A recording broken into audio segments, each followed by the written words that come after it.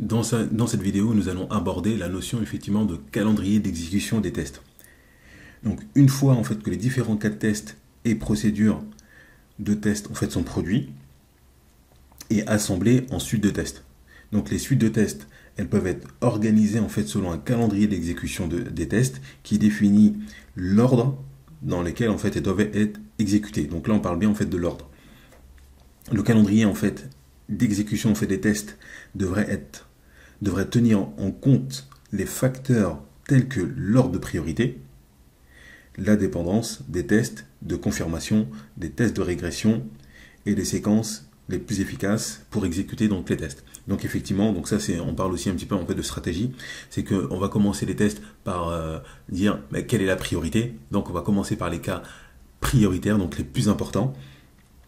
On va essayer aussi de gérer les dépendances parce qu'effectivement on ne va pas commencer par la séquence numéro 2 si la séquence numéro 1, par exemple en fait de nos tests, n'a pas été exécutée et n'est pas OK. Voilà, on est obligé en fait de commencer par la séquence numéro 1 par exemple et qui va engendrer une dépendance par exemple pour la séquence numéro 2. Donc ça c'est on va dire que c'est logique.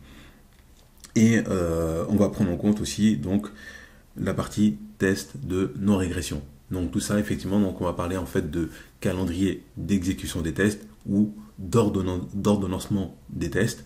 Voilà, pour parler effectivement donc des priorités en fait des cas à tester en premier, selon le temps alloué en fait pour la phase de test, et gérer donc les dépendances, les risques, etc.